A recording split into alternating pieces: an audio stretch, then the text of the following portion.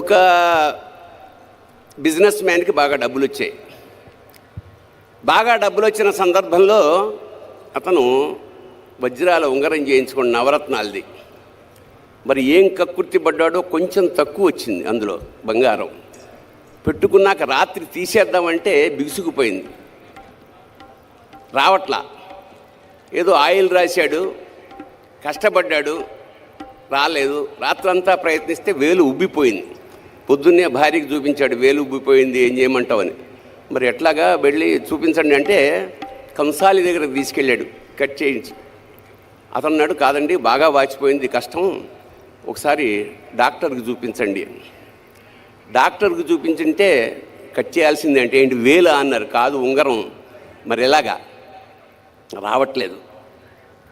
అప్పుడు వాళ్ళ భార్య చెప్పింది, ఒక పని చేద్దామండి, నాకు వెంకటేశ్వర స్వామి అంటే విపరీతమైన భక్తి, ఆయన్ని మొక్కుకోండి, అదే యాజ్ ఇట్ ఈజ్గా వచ్చేస్తుంది అని.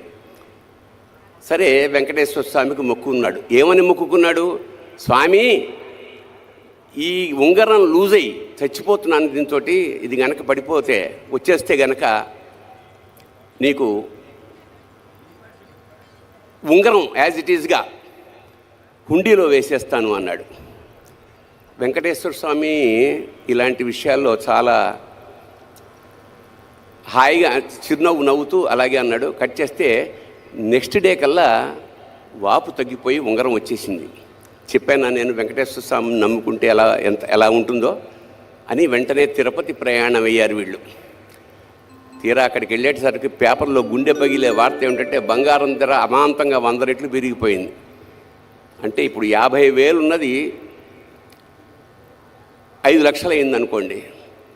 ఇంత డబ్బు ఉంగరం వేస్తానన్నాను, ఇదేమిటిది అని చెప్పి అతను వెంకటేశ్వర స్వామితో మళ్ళీ ఒక కాంట్రాక్ట్ ఒప్పుకున్నాడు. స్వామి నేను ఉంగరం వేస్తానన్నది లాస్ట్ మంత్, అప్పుడు బంగారం ధర ఇంతే ఉంది, ఇప్పుడు దానికి నీకు సంబంధం లేదు, అంచేత అప్పుడు దాని ఖరీదు 50,000 రూపాయలు కాబట్టి ఆ 50,000 వేసేస్తాను అని 50,000 పొట్లం కట్టి ఓం గోవిందా గోవిందా అని హుండీలో ఆ డబ్బులు వేసేసాడు. దాంతోపాటు ఉంగరం కూడా పడిపోయింది. అందుకే వాడిని వడ్డీ కాసుల వాడు అంటాడు. అంచేత దేవతలతోటి మనం బేరం చేయకూడదు. అంచేత భక్తి అంటే నిష్కామ భక్తి, నిశ్చల భక్తి ఉండాలి. మరి మనం ఇవాళ మహాశివరాత్రి సందర్భంగా శివుడిని వెతుక్కుంటున్నాం. శివుడు ఎక్కడుంటాడు? ఎక్కడ ఉండడు, సర్వాంతర్యామి కదా. నీలోనూ ఉంటాడు, నాలోనూ ఉంటాడు. నాలోన శివుడు గలడు, మీలోన శివుడు గలడు, నాలోన శివుడు గలడు, మీలోన శివుడు గలడు, నాలోన శివుడు గలడు, నీలోన శివుడు గలడు, నాలోన గల శివుడు నీలోన గల శివుడు లోకమ్ములేలగలడు, నాలోన గల శివుడు నీలోన గల శివుడు లోకమ్ములేలగలడు, కోరితే శోకమ్ము బాపగలడు.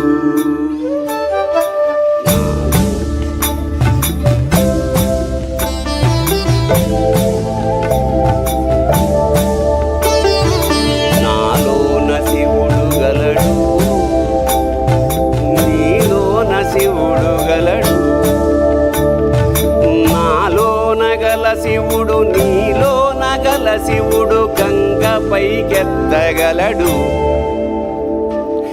నాలోన గల శివుడు నీలోన గల శివుడు గంగ పైకెత్తగలడు, పాపులను తుంగలో తొక్కగలడు.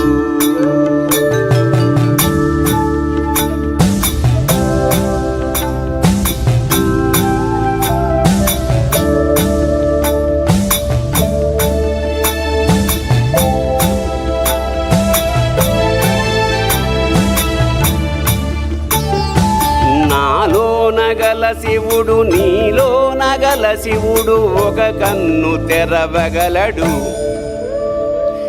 నాలో నగల శివుడు మీలో నగల శివుడు ఒక కన్ను తెరవగలడు, వద్దంటే రెంటిని మూయగలడు.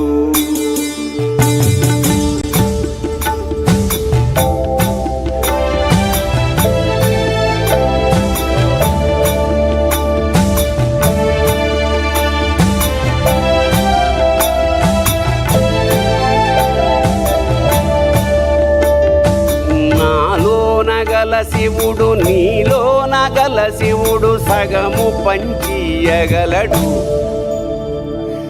నాలో నగల శివుడు నీలో నగల శివుడు సగము పంచియగలడు, తిక్కతో అసలు తుంచేయగలడు.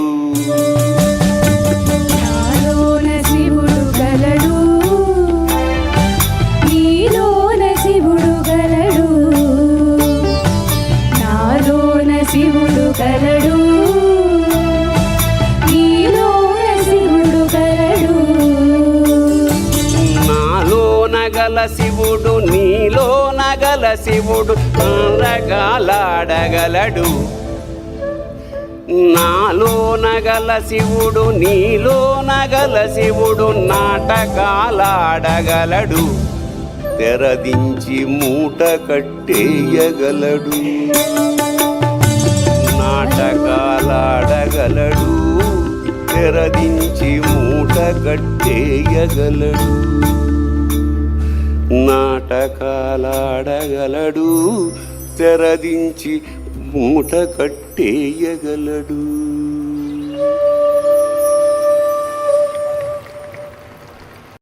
మహాశివరాత్రి పర్వదిన సందర్భంగా విచ్చేసిన అశేష భక్తులందరికీ నమస్కారాలు తెలియజేసుకుంటూ, ఇక్కడికి విచ్చేసిన మన ప్రియతమ ముఖ్యమంత్రి నారా చంద్రబాబు నాయుడు గారికి మనస్ఫూర్తిగా నమస్కారాలు చేసుకుంటూ, ఇవాళ మహాశివరాత్రి. శివరాత్రి ప్రతి నెలా వస్తుంది, దాని పేరు మాస శివరాత్రి. ఏడాదికి ఒక్కసారి వచ్చేదే మహాశివరాత్రి. ఈ మహాశివరాత్రి సందర్భంగా ఆ పరమేశ్వరుడు మహానందపడుతున్నాడు. కారణం ఏమిటంటే, శివుడు ఇవాళ చంద్రబాబు గారిని ధరించి చంద్రశేఖరుడయ్యాడు. శిఖ మీద ధరించాడు కాబట్టి చంద్రశేఖరుడు. అలాంటి ఇవాళ తెలుగు జాతంతా గర్వపడేలాగా భవిష్యత్ నిర్దేశనం చేస్తున్న ఆ మంత్రి మండలందరికీ చాలా ఆనందంగాను గర్వంగాను నమస్కారం చేసుకుంటూ, సామాన్య స్థాయి నుంచి ఇవాళ అంచెలంచెలుగా ఎదుగుతూ ఒక మహావటవృక్షంలా తయారైన వంశీకృష్ణ గారికి నిజంగా అభినందనలు తెలియజేస్తూ ఇవాళ ఇంత మహాసభని ఏర్పాటు చేయగలిగారు. అలాగే మహా టీవీ ఇవాళ మహాభక్తి టీవీగా కూడా ఇవాళ నుంచి ఆరంభమైంది. ఇంకా భక్తి ఎల్లడల యావత్ ఆంధ్రదేశం 2 రాష్ట్రాలకి వెదజల్లుతుందని మనస్ఫూర్తిగా నమ్ముకుంటూ, భక్తి అంటే విభక్తము కానిది భక్తి, అచంచలమైన ఏకారాధన మాట. ఈ సందర్భంగా ఒక చిన్న పిట్ట కథ చెప్పి ఆ తర్వాత శివతత్వంలోకి వెడదాం.